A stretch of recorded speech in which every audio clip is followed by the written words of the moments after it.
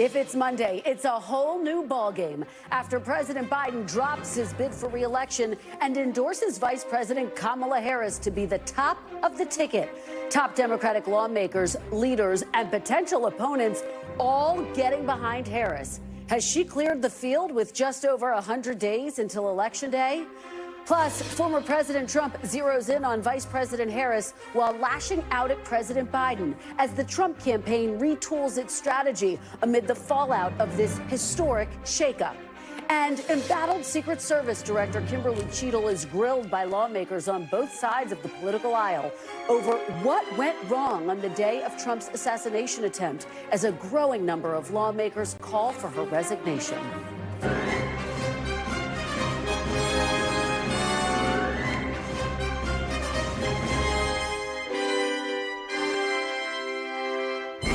Welcome to Meet the Press Now. I'm Kristen Welker in Washington, where it has been a dramatic and historic 24 hours. The Democratic Party is coalescing around Vice President Harris, essentially clearing the field for her to be the Democratic Party's presidential nominee, following President Biden's historic decision to drop out of the race and throw his support behind Harris. Soon, Harris is set to visit what is now Harris headquarters in Wilmington, Delaware, to speak with campaign staff. We will bring you those remarks when they happen. In her first public remarks since President Biden's endorsement, Harris steered clear of the campaign, instead praising the president's record and service. Take a listen. In one term, he has already surpassed the legacy of most presidents who have served 2 terms in office. I am firsthand witness that every day our President Joe Biden fights for the American people, and we are deeply, deeply grateful for his service to our nation.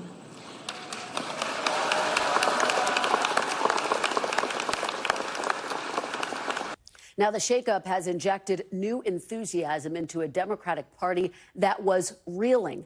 The Harris campaign and Democrats say they've raised $100 million since yesterday's endorsement from President Biden, and the floodgates of public support have also opened up. In just 24 hours, Harris has been endorsed by more than half of Senate Democrats, dozens of House Democrats, including Nancy Pelosi, half of the nation's Democratic governors, and virtually every other potential Democratic presidential contender, many of whom are now potential vice presidential picks, with some hitting the airwaves and social media to loudly declare their support. I think Kamala Harris soon is going to be in a position where she can really take off, and I'm excited about it and feel confident that she can win this presidency because she has to. The vice president is smart and strong, which will make her a good president, but she's also kind and has empathy, which can make her a great president. She's a former prosecutor, a champion for reproductive freedom, and I know she's got Michigan's back. Vice President Harris has my full support, and I am proud to be co-chair of her campaign. So, Michigan, let's get to work. We cannot let Donald Trump anywhere near the White House. Well, there are still a lot of unknowns in this moment, including who the vice presidential pick will be and whether a change in the ticket can actually change the trajectory of this race for Democrats. Joining me now is our NBC News team. Monica Alba is outside the White House. Ryan Nobles is posted on Capitol Hill. Monica, I have to start with you. This extraordinary series of events, the decision by the president was obviously anticipated, but as you know better than anyone, you've been working your sources for weeks now. He had been defiant, and then something shifted. Talk about how this shift happened, Monica. How did this come to pass? It is remarkable, Kristen. I mean, just on Friday, President Biden was saying he was going to be back on the campaign trail this week, saying that he was full steam ahead. He had communicated that privately to his senior leadership early in the day on Saturday. They were making preparations for him to return, for him to participate in some large events, for him to really be trying to put the focus back on Republicans. And then by Saturday evening, we know that after getting a briefing from 2 of his closest aides, people really in his most inner circle and after having conversations with the First Lady and close family members, the president started to decide that he was going to exit the race Saturday evening, but it was an extremely close hold. And then Sunday morning, they regrouped. They decided that that is what the president wanted to do. He then let a couple more senior aides know. And then really just moments later, he posted that letter onto social media, and that's the way that most rank-and-file White House staffers and even then Biden campaign staffers learned of the incredibly consequential decision. But we know that there were several factors that went into this, Kristen. For instance, the president had been briefed on the latest battleground polling, which was described to me by a source in one word as bleak, that essentially everything was laid out there for him to see, and that he assessed that his path to victory in November had really been so greatly diminished that he decided he couldn't go ahead with the re-election campaign. And then the conversation shifted to how he would back his vice president, Kamala Harris, as we saw a short time after that. Kristen. Well, Monica, let me pick up with you on that point, because now Vice President Harris has the most arguably consequential decision of her entire political career to make. She's got to choose a running mate. We know that the wheels had already been set in motion privately and quietly behind the scenes. But talk a little bit about the strategy now moving forward. And this is on a really compressed timeline, Kristen, which I think is critical here. In some ways, that will make it a little bit easier because they won't be able to just have the luxury of time of vetting some of these potential candidates in the same way you would if you had a longer runway. They have to get this done, they think, in the next couple of weeks to try to get that aligned for the virtual roll call, which we believe will still happen before August 7th. But some of the candidates, some of the potential vice presidential nominees that we're talking about are people who the vice president has interacted with in recent weeks, has somewhat of a relationship with when we're talking about some of these governors, when we're talking about people who she has been interacting with while she has been on the trail, whether it's Senator Mark Kelly in Arizona or Governor Josh Shapiro in Pennsylvania or Governor Roy Cooper in North Carolina. But certainly that list extends beyond those names I just mentioned. So they are going to be going through what we understand is a little bit of a speed dating and really just getting this done a lot faster than you normally would. But again, we're in unprecedented times already on so many fronts. What's one more? What a great analogy, Monica. Well, the speed dating is going to keep us all very busy. That is for sure. Ryan, let me head over to you because we know that, look, Nancy Pelosi has now endorsed the vice president this afternoon after, obviously, as we know, she reached out to President Biden, expressed her concerns about the viability of his candidacy. But there hasn't yet been an endorsement from Leader Schumer or Jeffries. Do you anticipate that will happen soon?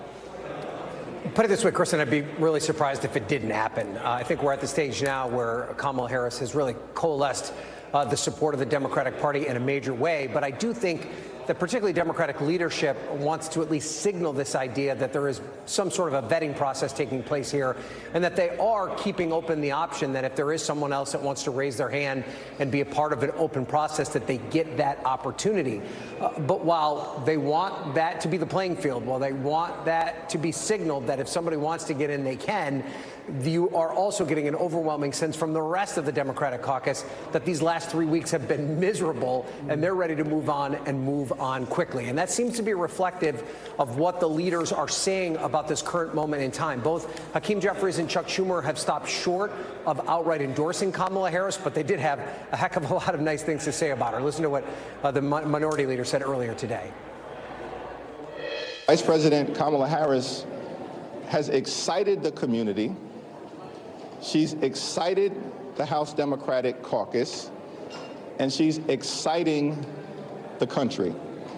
And so I'm looking forward to sitting down with her in person in short order with Leader Schumer, and we'll have more to say about the path forward as soon as that meeting concludes.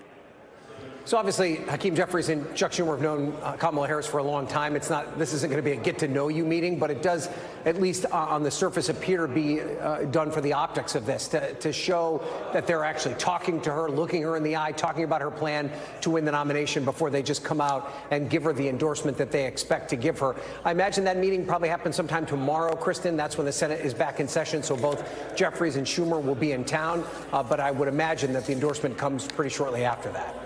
All right, Monica Alba, Ryan Nobles, thank you both for starting us off on a very busy and frankly historic Monday. Really appreciate it. Joining me now is Illinois Senator Dick Durbin, who has endorsed Vice President Harris's campaign. Senator, thank you so much for joining me on this day. I really appreciate it. Good to be with you. So you have spoken to the Vice President. What was her message to you? What did you say to her about the path forward? Well, she asked for my help. She called me late on Sunday afternoon at my home in Springfield. She asked me to help her, and I said, I'm there. I'll help you any way I can. I want you to be elected the next president of the United States. You know, Harris is obviously not formally the Democratic nominee, but boy, everyone is lining up behind her. So the message could not be clearer. And of course, the convention is next month. We're about 3.5 months until Election Day. Do you worry that President Biden made this decision too late to make a difference in this race?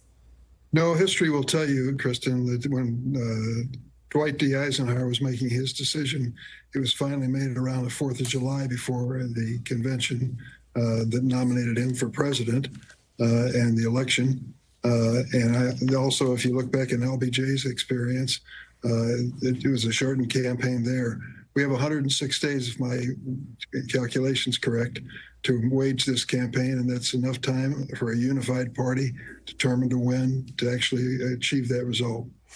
How important do you think it is to make sure that you have a nominee, a running mate in place by the time the convention gets underway in August?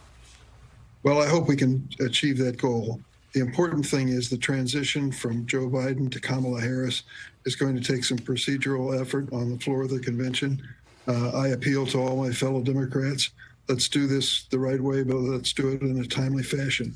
We don't want to short circuit the opportunity we have to win this election in November. What do you say to supporters of President Biden who feel frustrated with the way, frankly, this went down, the fact that there seemed to be this pressure campaign by some of the leaders within the Democratic Party? Do you believe he was pushed out? I think there was an honest effort to convey to Joe Biden, a person I consider a strong personal friend of mine for more than 3 decades, the reality of the political situation. This is a tough business. There's a hardball aspect to it. And at one point, he had to make a decision. He made the right decision, a selfless decision, not just for his party, but for his country. Well, speaking of decisions, Vice President Harris now has the biggest decision to make, which is if, in fact, she becomes the nominee, who her running mate will be. Obviously, a lot of names have been tossed around, including the governor of your state, J.B. Pritzker. What qualities do you think she should be looking for in a running mate? And do you have a name who would be at the top of your list? I would only offer a name if she asked me. This is a very personal decision. And the obvious starting point is you need someone a heartbeat away from the presidency who accepts the responsibility of office and does it in a way that is befitting this great nation. I also think when you contrast her choice with the Republican choice in their convention, finding someone with experience in governing who brings to this the kind of excitement and strength we need to win in November is critical. But by and large, this is a decision to be made by Kamala Harris herself. And Senator, as we are speaking, we are watching Vice President Harris and the second gentleman arrive in Wilmington, Delaware, where she is expected to address campaign staff at her now headquarters. There she is. being greeted at the Wilmington airport. We'll continue to track that. And again, we'll bring our viewers any comments that she makes live. Senator, let me ask you about some of the attacks that she is undoubtedly bracing for. Republicans basically are saying they're going to pick up the playbook where they left off with President Biden, including on the issue of the border. She was obviously appointed to oversee the root causes of migration. At one point during the Biden presidency, we did see illegal border crossings reach their highest level. What is her defense, and how vulnerable do you think she is on this issue? Well, she faced an extraordinary situation. It was a refugee problem that was out of control around the world, and there certainly were those who were exploiting it, sending innocent people to the United States in numbers we'd never seen. But there are two elements that should be remembered. Changes that were made by the Biden-Harris administration have dramatically reduced those numbers at the borders over the last several months. It's a step in the right direction. And secondly, a bipartisan effort in the United States Senate to provide resources for border protection and to reduce the number of people coming in there. A bipartisan James Langford, Republican of Oklahoma, inspired approach was stopped by Donald Trump, who said, I'd rather have the issue in November than a solution by November. Let's give no credit to Joe Biden. Let's not cooperate with the Democrats in any way. We had a chance for a bipartisan bill that could have made a difference, and I was prepared to vote for it. It was Donald Trump that stopped that effort. Senator, finally, let me ask you, I'm sure you have seen the criticism from Republicans who say if President Biden can't serve another 4 years, if he is in fact dropping out of this race, that he should step down from office, that how can he justify continuing to serve out the remainder of his term? How do you answer those calls? I think that's an outrageous charge. There's nothing that stops Joe Biden from continuing to serve as president effectively as he has in the past. Any problems that came out of his debate do not decide his fate in the future. He was elected by the American people, and he'll finish his term with the same kind of vigor that he started it. All right. Senator Dick Durbin, thank you so much for joining us on this very busy and critical Monday. We really appreciate your perspective. Thank you. Glad to be with you.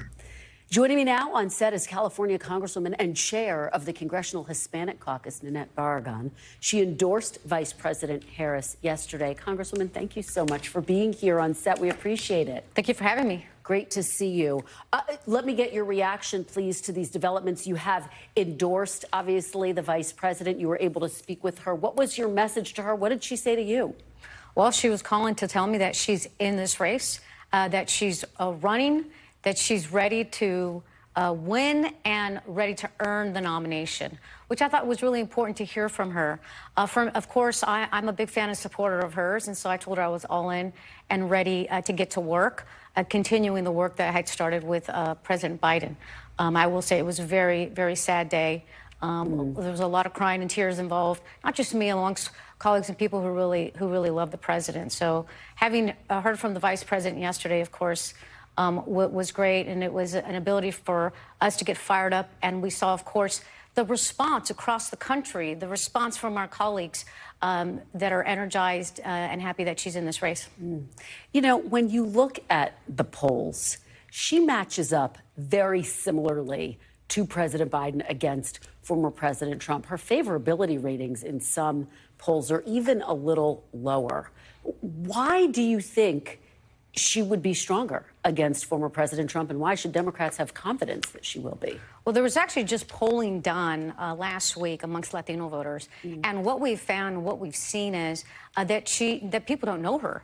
She needs to be reintroduced. She needs to be out there. People need to learn about what she's done and what she's doing. And when they hear that she's been at the forefront of women on women's reproductive rights, her numbers go up. When they hear about her past, whether it's as a senator, as an AG, all of those have been good. But this is an opportunity for us to make sure we're reintroducing her. People know what she has done, what she's doing. And we saw that in that polling data that there was a huge room for improvement amongst Latino voters. So I think this is a great opportunity. Now, the Congressional Hispanic Caucus was on the road with her in Houston, Texas, where we had an opportunity to do an event there. We saw the response, very warm, very welcoming. So I think that could be the case across the country. Let me follow up with you on that point, because the Congressional Hispanic Caucus, which you chair, endorsed President Biden. Do you anticipate the caucus will now endorse Vice President Harris? So last night, the political arm of the Congressional Hispanic Caucus, which is BOLPAC, did endorse and did put out that statement last night. The Hispanic Caucus is on board, the CBC is on board, KPAC is on board, Elect Democratic Women tomorrow doing a press conference. This is really uniting, I think, our base, our country, and even here in Washington. It's great to see. I have to ask you a similar question I just asked Senator Durbin, which is, do you think President Biden made this decision in enough time to change the contours of this race? You've seen, obviously, what the battleground states look like. The fact that former President Trump does, in some states, have a lead that in states that President Biden carried in 2020. Did the president make this decision in time? Well, I was with the president from day one, and I just came back, was with him in Nevada in his last swing, and going out there and talking about the record. The vice president has been on the road. She has been campaigning so this is a continuation of that.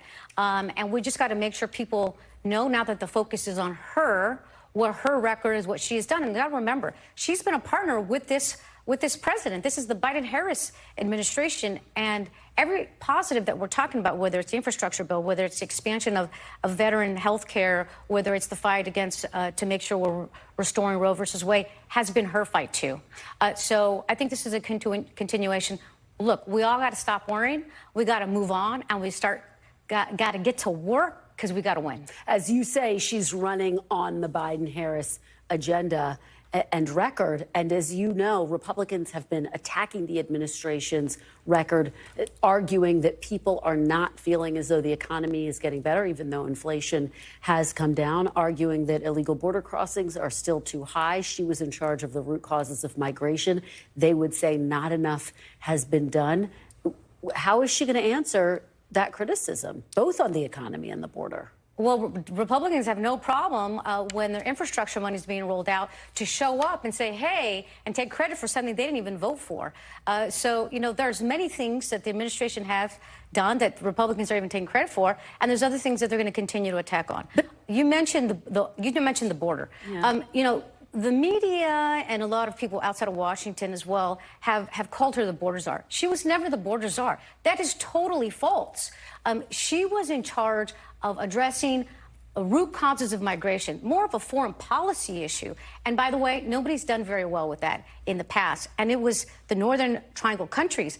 The changes of migration, the patterns have changed as well, and people haven't been talking about that. But do you think there's more that she could have done? I understand, and I didn't use that term, to be fair. I know, I just want to make sure to clear up. No, it's a fair point. But do you think there's more she could have done? Should she have spent more time at the border? Should she have put this in the spotlight, held more press conferences around this issue, for example? Well, I think that she has been very busy on many things, and I can tell you because part of that has been working with the Hispanic Caucus, even conducting the first ever by a vice president, a Latino roundtable on small business owners and those in that space. So she's been doing a lot.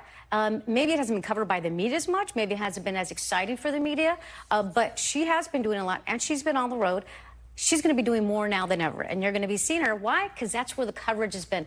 So we have to give her that space to go out, introduce herself, reintroduce herself, I should say, and making sure people are focusing on what she's done and what she's doing. Very quickly, if she does win the nomination and she picks a running mate, who would you like to see on that ticket with her? You know, I think the vice president, I trust her judgment. I know that she's looking at who the best option is going to be for her to run this country and to be her vice president. And so I'm looking forward to seeing who that might be. All right, Congresswoman Barragan, thank you so much. Thank you for having me. Really appreciate it. Coming up, JD Vance holds his first solo campaign rally as the Republican Party's VP nominee, as the Trump campaign now finds itself in a wildly different situation heading into November. Plus, voters react to President Biden's decision to drop out of the race and endorse Vice President Harris. We'll get live reporting from a key swing state. And as we go to break, this was some of the reaction from Democrats in Ohio and Michigan just moments after the news broke. Listen. I think it was the right decision for the Democratic Party and for the country. And I think that she would be a powerful female leader for this country. I did agree with the calls for him to drop out, but I don't agree with the calls for the Harris endorsement. I think Kamala Harris has been a strong vice president. She's been a strong advocate for women's rights, for reproductive rights and reproductive justice. I've supported her when she was named vice president for Joe Biden in 2020, and I support her now.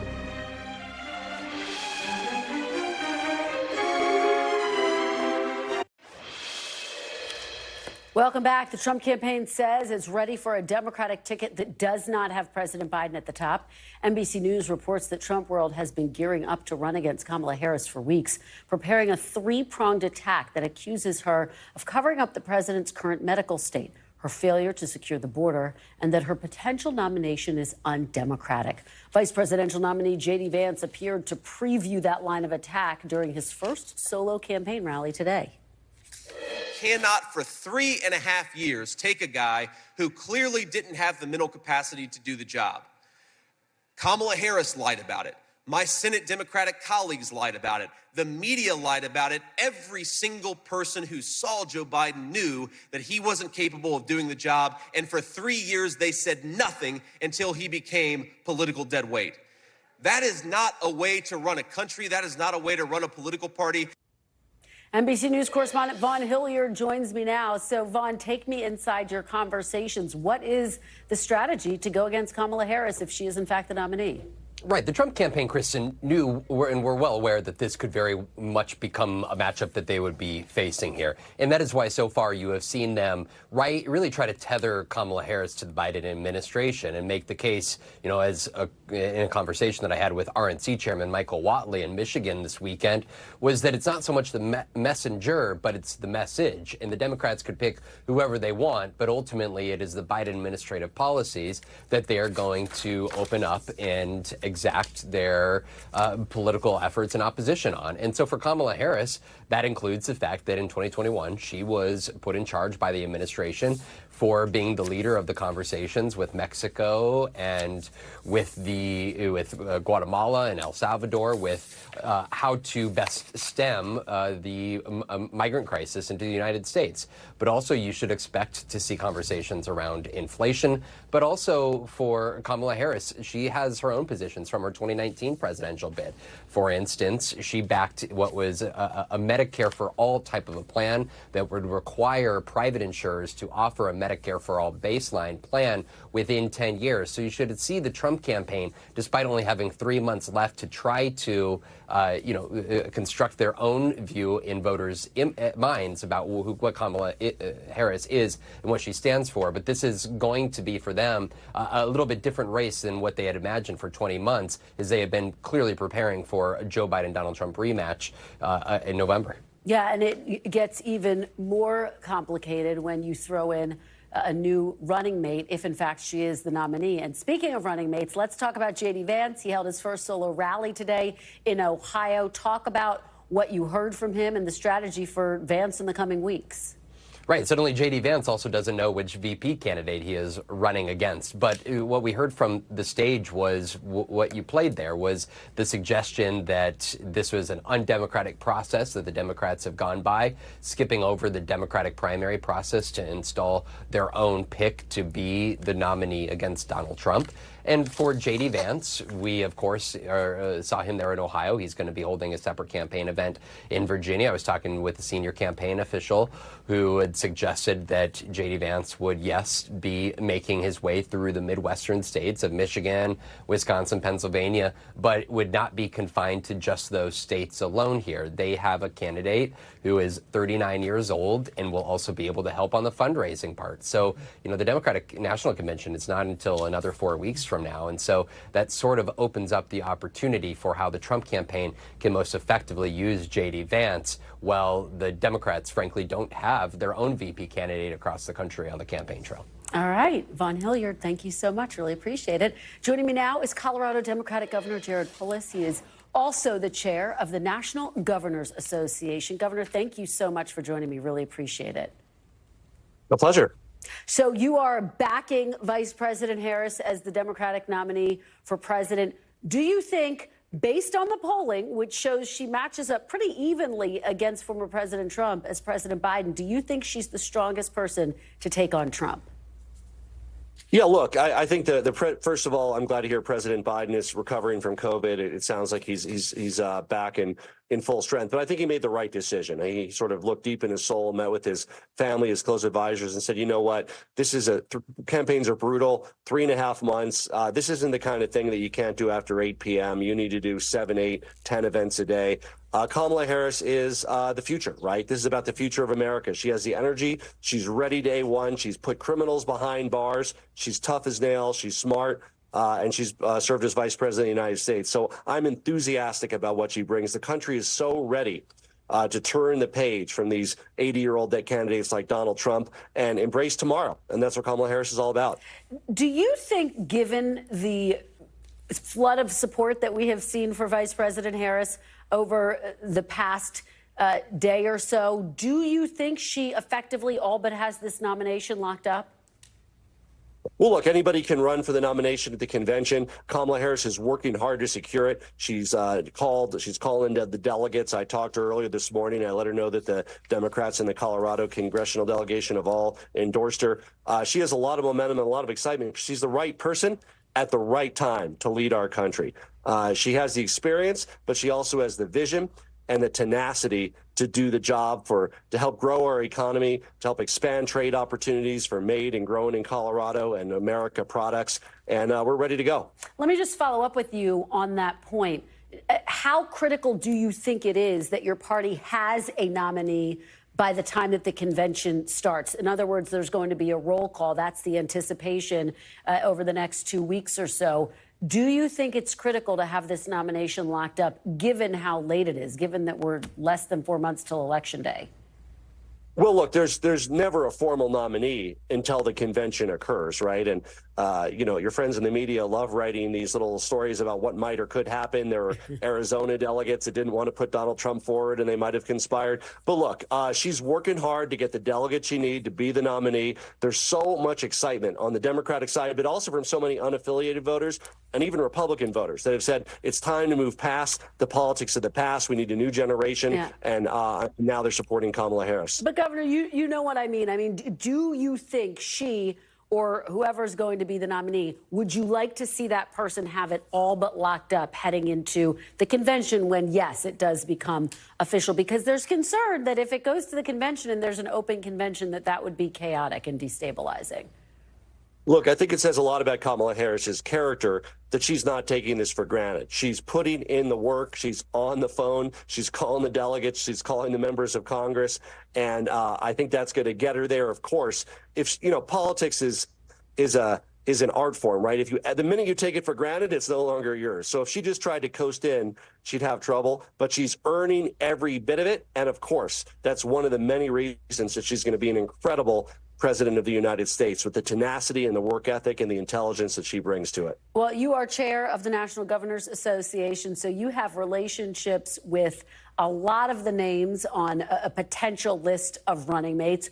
Do you think she should pick a governor to serve as her running mate? Well, I think governors have the executive experience, which the American people want to see in the executive side of government in Washington. And frankly, they add value. They know their states. They know how to run things. And I think that's an exciting background to be able to bring. Of course, there's other people she can look at, people directly from the business community, from military backgrounds. But yes, we have some wonderful governors across the country. And I encourage them to look at all the talents that people can bring to bear to pick the person that'll be her best governing partner. Well, you have, thinking about the record of the Biden administration, opposed some of the president's policies, including on tariffs. Would you advise Vice President Harris to reverse course, for example, when it comes to tariffs? Well, look, and I say this to everybody who, agrees with some things and disagrees with others. Nobody's going to have a candidate they agree with every issue on, right? And I think President Biden's been a fine president. There's also issues I've disagreed with him on. I certainly am hopeful that Kamala Harris is more embracing of the amazing opportunities for made in America, grown in America produce by expanding markets overseas with our European allies, really bringing back manufacturing to allied countries is an important national security initiative. We call it friendshoring, right? We have onshoring and friendshoring, expanding our relationships across the Americas. Senator Bennett from Colorado has a great bill, bipartisan in the Senate, to expand the U.S.-Mexico-Canada trade agreement to other countries in the Americas. But look, there's many things that I think Kamala Harris will take a fresh look at. Certainly hope that's one of them. I know there's others, and I'm excited to have a leader that we can believe in for the future of our country. Finally, Governor, I have to ask you, Republicans have been saying if President Biden can't run for re-election, he should step down. He should resign right now. I assume you disagree with that argument, but why isn't that a valid argument? Well, I think, you know, what I've been saying before is President Biden has a choice. Should he focus on being the very best president he can be for 6 months, or should he focus on being a candidate for 3.5 months? It's hard to do both, right? It's hard to do both when you're in your 30s or 40s, right? Campaigning is an 18-hour-a-day job. You can't stop at 8 p.m. Also governing. I'm glad, I'm relieved as an American. He's going to focus on being the very best president he can be for 6 months, put all of his time and effort into that. And of course, it's exciting to have a dynamic presence fighting for the future and for economic prosperity like Kamala Harris running for president of the United States. All right, Governor Jared Polis, thank you so much. Really appreciate it. Good to see you. Likewise. Coming up next, we're live in one of the most important presidential battleground states, Pennsylvania, with the view from voters as they digest an historic shakeup in the presidential race. But first, NBC caught up with Democratic voters in a couple of other important states, Arizona and North Carolina, today. If I'm being 100% honest, I do not have enough information about Kamala to kind of make a determination today to say, hey, yes, I'm still going to vote for the Democratic Party. I will endorse what the party endorses. I will vote for whichever the party endorses. I think he made a choice for the country, and I'm in favor of it. Now I think we're opening up the door to our younger voters who were hoping for a fresher face.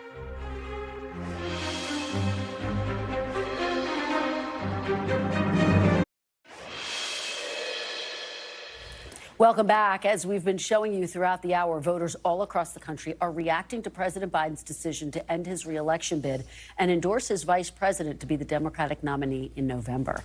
Joining me now is Zinkley Asomugha. She is in the key state of Pennsylvania, where she just wrapped up a panel discussion with voters. So, Zinkley, it's so fantastic that you are there in Pennsylvania. What are voters telling you?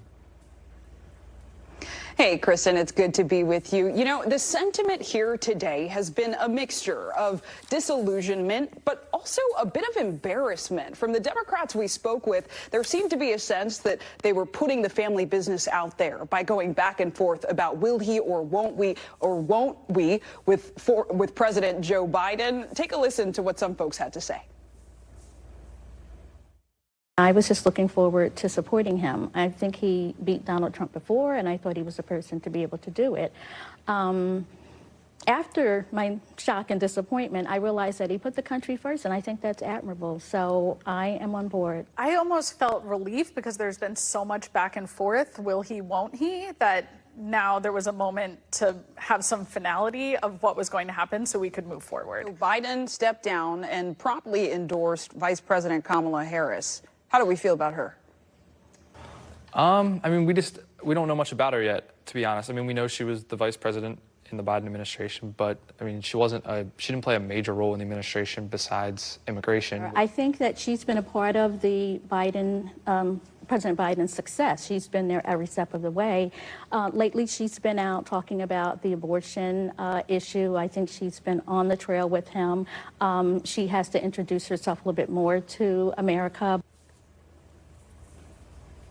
And you heard it right there. She has to introduce herself more to America. That is a theme, Kristen, I heard throughout the day in this city from Democrats, independents, even a Republican I spoke with saying they know Biden, but they want to get to know the vice president more, especially as she's up for this Democratic nomination, potentially. Kristen. And obviously the governor of that state, Josh Shapiro, one of the names, Zinkley, that's getting some buzz as a potential running mate for Vice President Harris. What are voters there saying to you? Does that make them more eager to support a Harris ticket?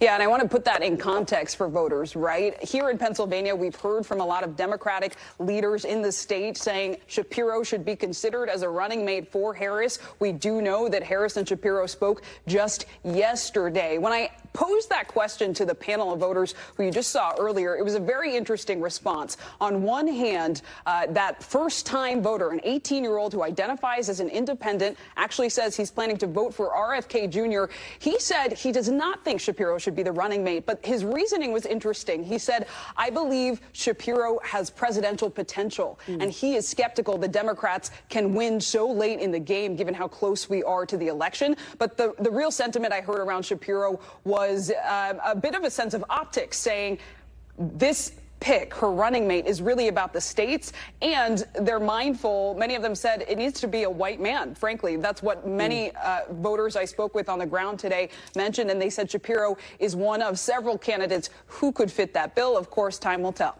It will, and it's always so fascinating to hear from the voters. It's all about the voters in the end. Zinkley, thank you for bringing those great conversations to us.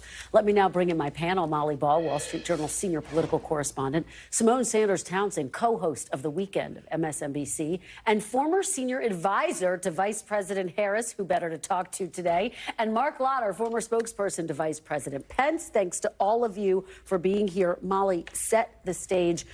Chuck Todd wrote in his latest column that everything has changed. This is a new election. It's a new race. Is that how you see it? Yes and no. On the one hand, yes, I do think that this is wide open in a way it has not been for a year. And what we are going to see is a race on the part of both campaigns to try to define Kamala Harris. Because as you just heard from that focus group, voters, even though they know who she is and may have opinions about her, don't feel like they know who she is, what defines her, what she's for, what her vision for the future is. So I think you can more or less throw out all of the polling up to now that has tested her as a hypothetical.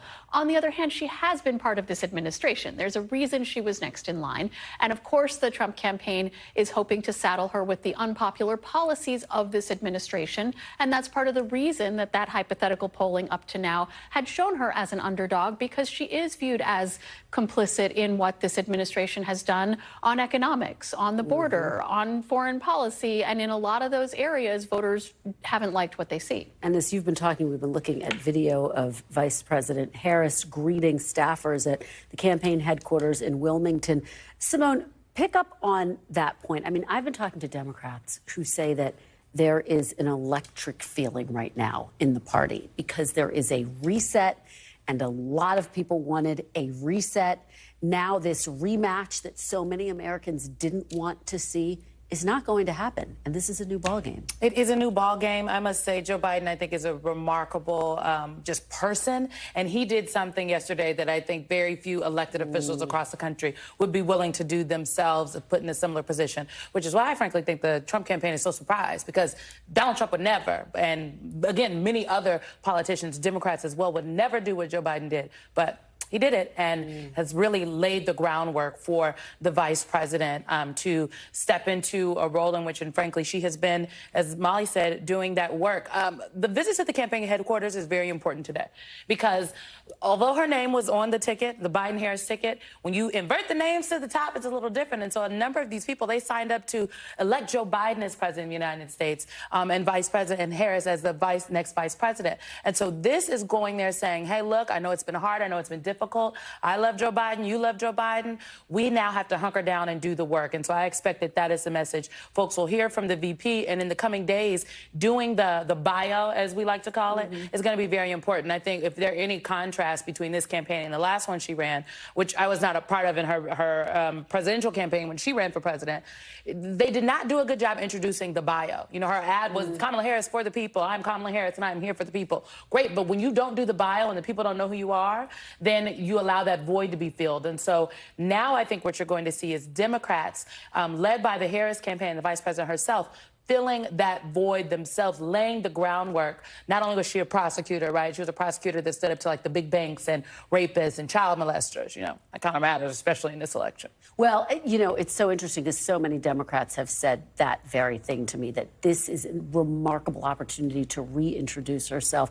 Mark, how much how much consternation is there inside the Trump campaign? This is not what they were planning for. I know they've been laying the groundwork for this, but it's one thing to say, hey, let's prepare for Plan B. It's another thing when Plan B happens and when you see the fact that this race is getting... Well, I think it's only really, it's Plan 1A.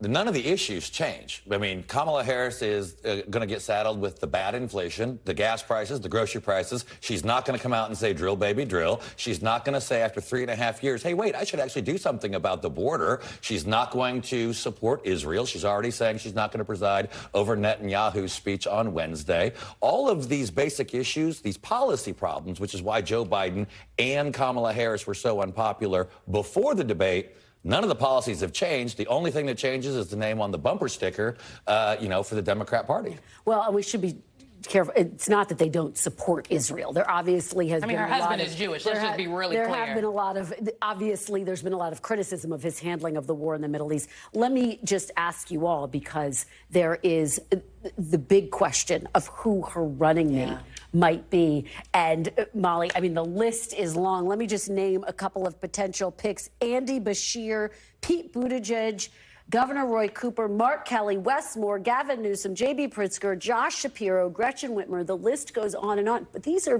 big names, superstars within the Democratic Party.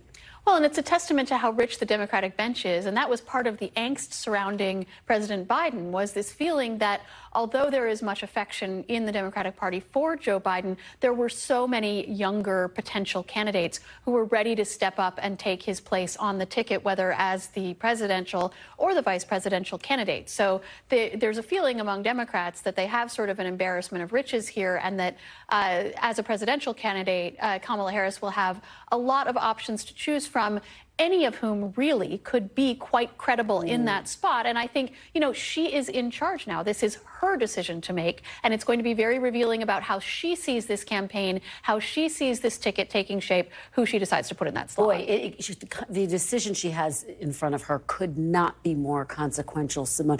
One Republican said, if she chooses Gretchen Whitmer, that would be the end of the story. But now I don't think she's choosing Gretchen Whitmer. I don't think so either. But what about the point that Zinkley makes, which is that she does have to think about a counterpoint to the fact that she would be an incredibly diverse candidate should she look to, a male governor?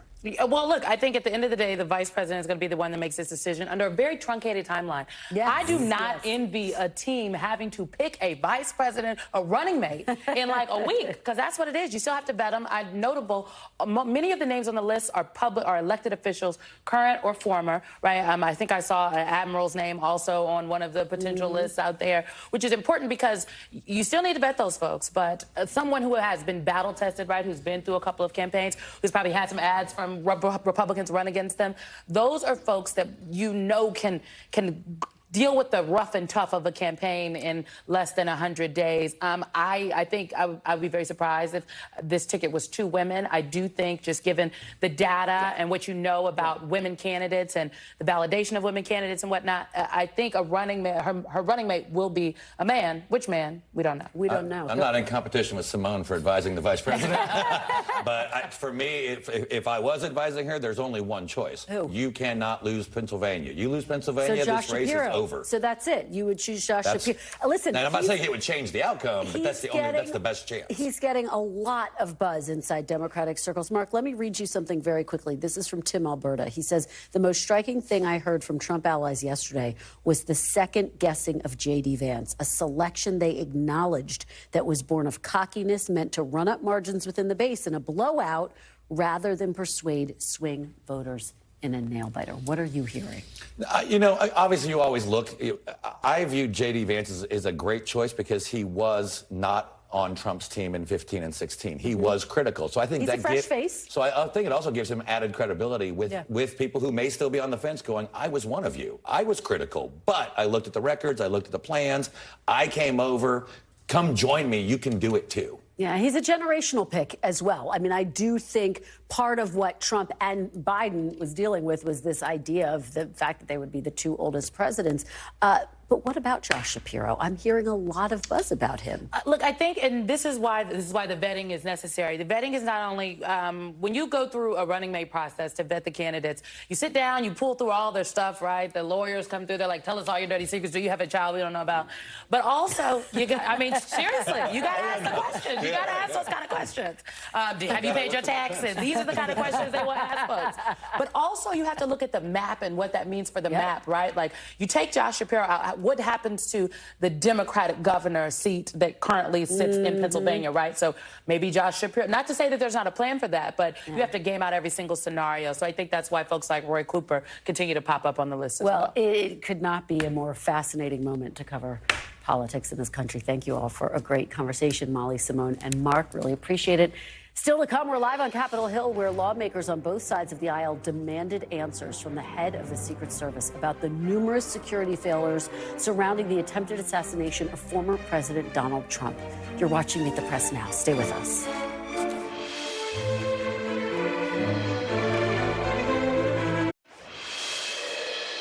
I don't want to add to the director's terrible, horrible, no good, very bad day. But I will be joining the chairman in calling for the resignation of the director, just because I think that this relationship is irretrievable at this point, and I think that the director has lost the confidence of Congress at a very urgent and tender moment in the history of the country. Welcome back. Those searing comments from House Oversight Committee ranking member Jamie Raskin capture the anger, the frustration that lawmakers expressed today. Secret Service Director Kimberly Cheadle testified before Congress for the first time since former President Trump was nearly assassinated. She repeatedly dodged or only partially answered numerous questions, even after acknowledging the agency did not do its job. The Secret Service's solemn mission is to protect our nation's leaders. On July 13th, we failed. At any point Saturday, did the Secret Service have an agent on top of that roof? Sir, I'm sure, as you can imagine, that we are just 9 days out from this incident, and there's still an ongoing investigation. And so I want to make sure that any information that we are providing to you is factual. How many times was the Secret Service alerted about a suspicious person at the July 13th campaign event prior to the first shot being shot? I don't have an exact number to share with you today, but from what I've been able to discern, somewhere between 2 and 5 times there was some sort of communication about a suspicious individual. And of course, what was so extraordinary about what we witnessed today, the fact that you had these bipartisan calls for the director of the Secret Service to resign. It's just stunning. She has been defiant, saying she's not going to do that. I believe we have NBC News senior national political reporter Sahil Kapoor on the phone. Sahil, what were the other key takeaways here? This was grueling. Hey, Kristen. Well, there was bipartisan frustration with the Secret Service Director, Kimberly Cheadle. Their lawmakers were exasperated. Some of them raised their voice. Some of them even hurled expletives at her when she seemed evasive to them. They said Cheadle admitted that the Secret Service failed here. She accepted responsibility for what she called the most significant operational failure of the Secret Service in decades. She promised to look into it and to ensure it never happens again, but she declined to give specifics about the day, citing an ongoing investigation. She said the gunman there who tried to assassinate Donald Trump was identified as suspicious, but was not identified as a threat, which led to one Democratic lawmaker asking, why was it not a threat when there were spectators out there yelling, there's an armed man on the roof, he has a gun. She said they're still looking for the responsibilities within the Secret Service, the communications that occurred, and she insisted there was no order for counter snipers to hold fire in that instance. It was certainly not a satisfying set of answers to lawmakers who wanted basic answers to what happened and how this failure could have happened. Now, Cheadle also said that their goal is to issue a full and complete report within 60 days with an external investigation taking place, Kristen. All right, Sahil, thank you so much for that. Really appreciate it. We'll continue to track it. And we'll be back tomorrow with more Meet the Press Now. The news continues with my friend and colleague, Hallie Jackson, right now. Thanks for watching. Stay updated about breaking news and top stories on the NBC News app or follow us on social media.